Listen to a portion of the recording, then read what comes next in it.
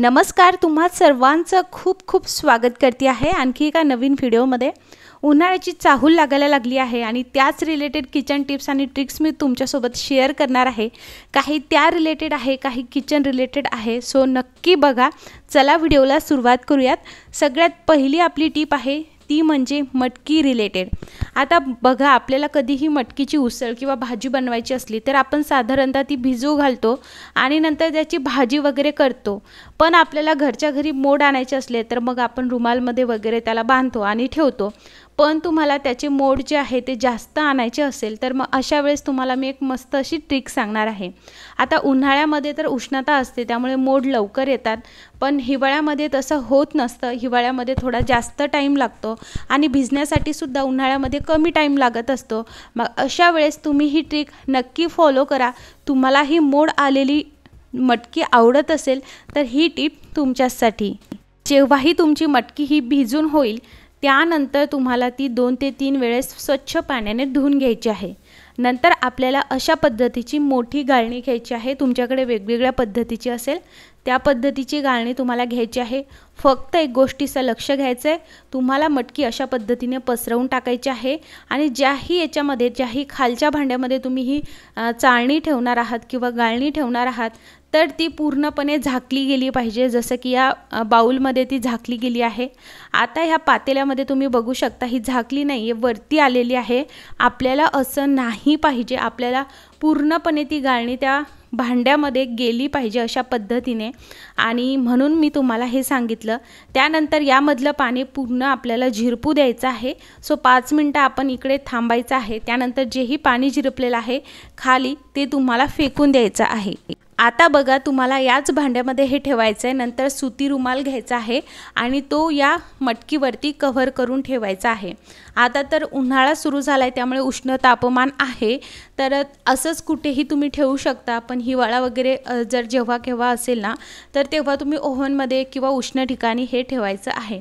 आणि याला रात्रभर मोड आणण्यासाठी ठेवायचे किंवा सकाळी मोड आणण्यासाठी ठेवत असाल तर 7 ते 8 तास ठेवायचं आहे। उन्हाळ्यामध्ये अगदी 5 ते 6 तास लागतात। तर आता मी तुम्हाला हे रात्रभर हे असंच ठेवते आणि मग तुम्हाला दुसऱ्या दिवशी दाखवते। तर तुम्ही इकडे बघू शकता, अगदी रात्रभर मी ठेवलं आणि तुम्ही बघू शकता मोड किती छान गाळणीमधून बाहेर आलेले आहेत। अगदी यापेक्षा जास्तही तुमच्या मटकीला नक्की मोड येणार, कारण आता उष्णता खूप वाढत चाललेली आहे। त्यानंतर तुम्ही खालून बघू शकता जे काही मोड असतात ते अगदी त्या गाळणीच्या छिद्रामधून बाहेर येत असतात। सो नक्की अशा पद्धतीने मटकी भिजून नंतर त्याला कोंब आणण्यासाठीची ही प्रोसेस नक्की ट्राय करा। चला नंतरची ट्रिक बघणार आहोत। मसाला वाटण्यासाठी मिक्सरचा वापर सर्रास केला जातो, पण आपण यामध्ये वेगवेगळ्या पद्धतीचा मसाला वाटत असतो आणि अशाच कारणाने याला भरपूर असा वास लागत असतो। वेगवेगळ्या मसाल्यांचा वास लागत असतो आणि आपण धुतला ना तरीही तो वास जात नाही।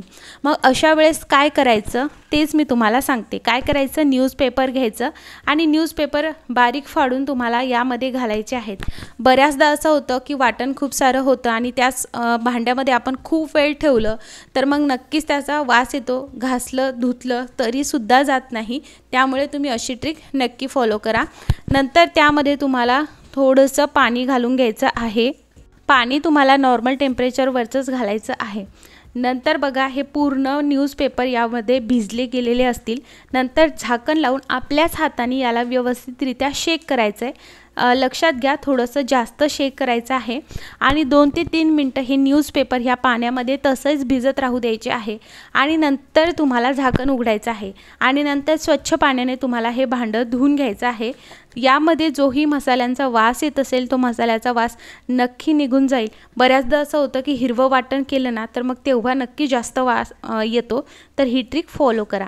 आता बघा, आपण धान्य हे अगदी वर्षभराचं साठवत असतो आणि उन्हाळ्यामध्ये धान्य हे साठवण्यासाठी अगदी कारगर असा सीझन आहे। कसा तर वर्षभरासाठी त्याला अळ्या किंवा किडे वगैरे नको लागायला म्हणून तुम्ही तुमच्या डाळी तांदूळ जेही वर्षभराचे तुमचे धान्य असतील, गहू शाळू, ते नक्की उन्हामध्ये वाळवले पाहिजे। त्याला ऊन दिलं पाहिजे जेणेकरून ते वर्षभर अगदी व्यवस्थित टिकतील।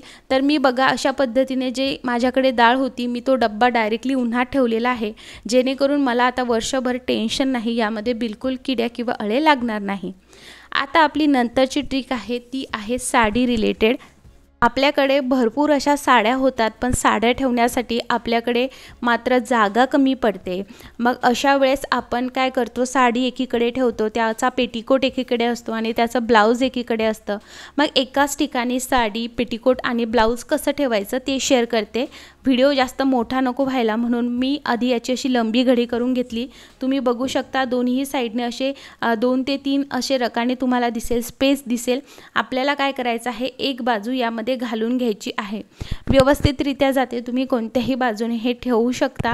अशा पद्धतीने जर तुम्ही साडी ठेवली तर तुम्हाला जी ही साडी घालायची त्याचा पेटीकोट ऑलरेडी साडीमध्ये असेल, दुसरी गोष्ट त्याचं ब्लाऊजही त्यामध्ये असेल, त्यामुळे तुम्हाला अगदी इकडे तिकडे बघायची सुद्धा गरज पडणार नाही आणि एकाच ठिकाणी तुम्ही भरपूर साड्या ठेवू शकाल, ऑर्गनाइज वेने ठेवू शकाल।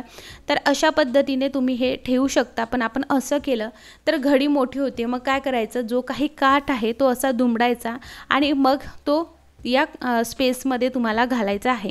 सो अशा पद्धतीने बघा तुम्ही, जसं की आपण मार्केटमधनं साडी विकत घेऊन आली की तिथे ज्या पद्धतीने घडी अगदी व्यवस्थित केलेली असते तशीच घडी असते।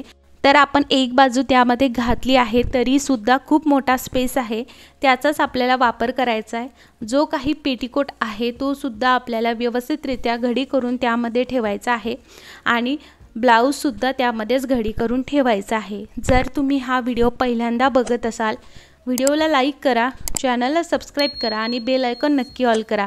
सो तुम्ही बघू शकता आपण साडीमध्येच पेटीकोट ठेवला आहे आणि ब्लाऊजसुद्धा ठेवलं। आता तुम्ही ही साडी विदाऊट पॉलिथिनसुद्धा ठेवू शकता आणि तुम्हाला ही साडी जास्त दिवस ठेवायची असेल कुठे, त्याचा वास यायला नको म्हणून यामध्ये न्यूजपेपरसुद्धा घाला। अशा पद्धतीच्या पॉलिथिन बाजारामध्ये मिळतात, तर तुम्ही याचा वापर करू शकता। कारण एकदा पॉलिथिनमध्ये हे घातलं तर साडीची घडी बिलकुल मोडत नाही। आपण एकावर एक कितीही साड्या ठेवल्या तरी साड्या अगदी तशा आणि तशाच राहतात। चला आता आपण नंतरची ट्रिक बघूयात। आता बघा, सिलेंडरचा वापर म्हणजेच गॅसचा वापर आपल्या घरामध्ये होतोच होतो, पण बऱ्याचदा आपण जिथे सिलेंडर ठेवतो त्याच्या खाली तुम्हाला अशा पद्धतीचे डाग दिसतील आणि हे डाग सिलेंडरमुळे होत असतात। मग अशा वेळेस आपण वेगवेगळ्या पद्धतीचे स्टँड घेत असतो, तर तुम्हाला बिलकुल पैसे खर्च करायची गरज नाही। आता बघा, तुम्हाला जेव्हा नवीन सिलेंडर लावायचं आहे त्याच्या आधी तुम्हाला ही गोष्ट करायची आहे। आपल्या घरामध्ये जेव्हाही आपण सिलेंडर लावतो तेव्हा आपले कोणाची ना कोणाची मदत घेतो। तर काय करायचं आहे, तुम्हाला सिलेंडर खाली जिथे तुम्ही सिलेंडर ठेवता त्याच्या खाली जुन्या मेटलच्या बांगड्या ठेवायच्या, काचेच्या बांगड्या ठेवू नका। काचेच्या बांगड्या सिलेंडरच्या ओझ्याने फुटून जातील, त्यामुळे आपल्याला इकडे मेटलच्याच बांगड्या, जे कंगन असतात बघा आपले खराब झाले असतील त्या कंगनचा वापर करू शकता। आणि एक घरच्या घरी टाकाऊपासून टिकाऊ असं स्टँड तयार झालेलं आहे, तुम्हाला मूव्ह करायचं असेल तर त्या बांगड्या व्यवस्थितरित्या मूव्हसुद्धा होतात। सो ही ट्रिक तुम्हाला कशी वाटली कमेंटमध्ये नक्की सांगा आणि सगळ्या ट्रिक पण कशा वाटल्या तेही सांगा। व्हिडिओ बघितल्याबद्दल खूप खूप आभार आणि उन्हाळा स्पेशल टिप आणि ट्रिक्स मी घेऊन येणार आहे, त्यासाठी पटापट सबस्क्राईब करा आणि बेल आयकॉन नक्की ऑल करा।